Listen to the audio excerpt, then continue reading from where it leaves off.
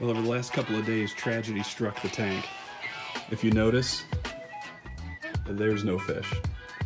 And if you follow me on Instagram at all, you know I posted that I had a case of Brook. And I think it's Brooklanella is how you pronounce it, but man, it first my hawkfish died, and then within a day my clowns were having that mucus, that stringy stuff hanging off of them, and it just, they were all dead within 24 hours. So I guess, showing my true colors as a newbie again, I didn't have a quarantine tank.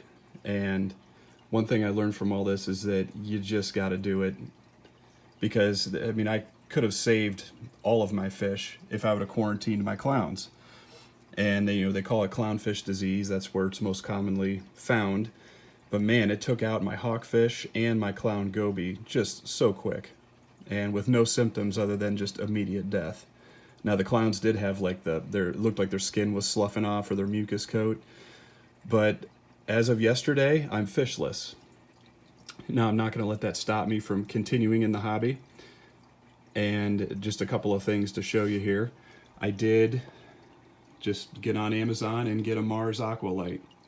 And this is 165 watts, and it's supposed to cover a 24 by 24 area. And my good friend has one of these. He's run it for a while, has had good results with it. And again, I'm not looking to keep acropora or a bunch of stony corals with this right now. It's just for the softies, the things that have motion, and fish. But now, because of the brook, I need to wait 6 weeks. So this is the end of March. I'm in the middle of May before I can even think about putting a fish in here. I didn't want to just tear the whole system down and start over again.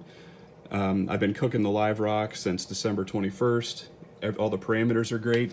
And if you could remember my last video or any of my Instagram posts, I had,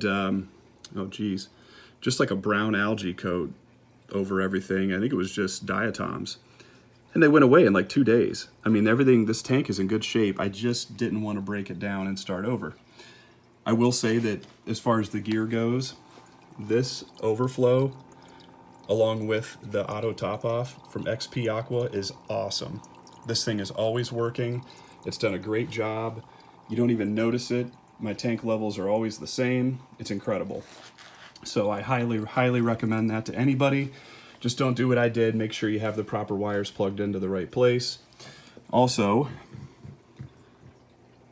I got some GSPs. And I know some people consider them a nuisance, but I love them. I love the looks of them. And I bought out just a free floating hunk today at the local fish store. And I glued it to this rock, and I separated the rock from the pack, so if it does decide to take over, I've got a sweet island of GSP, and I'm really looking forward to see if this comes out. I just super glued this on there and acclimated it, which is why it's still closed. I will take some pictures and put it on Instagram as things progress and if they are healthy. And my light right now is on the lowest setting possible, because I didn't want to take a chance of overlighting this, because it is a pretty powerful light for a 20 gallon.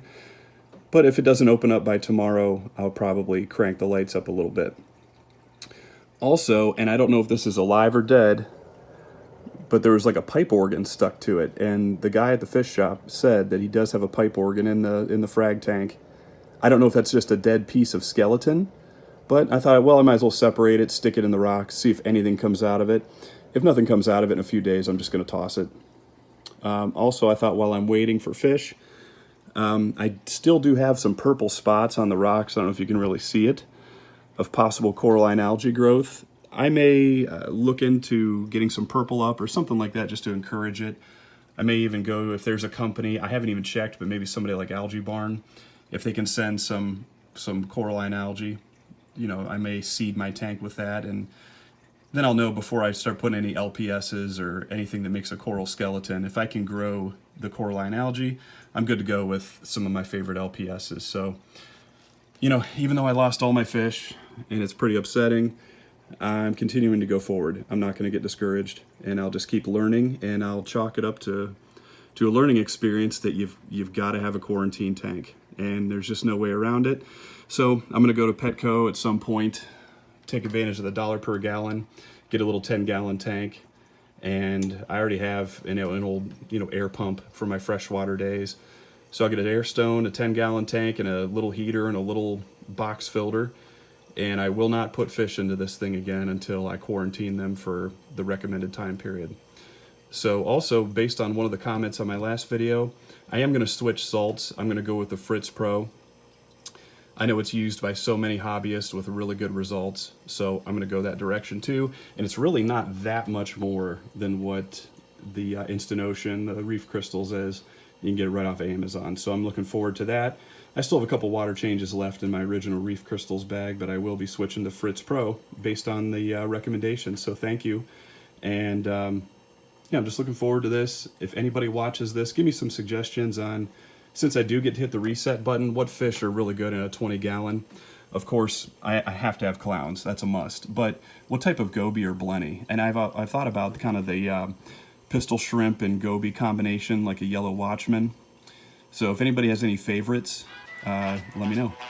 So thanks for watching this, and I'll make sure to post some progress if these GSPs are spreading or if I killed those two. Thanks.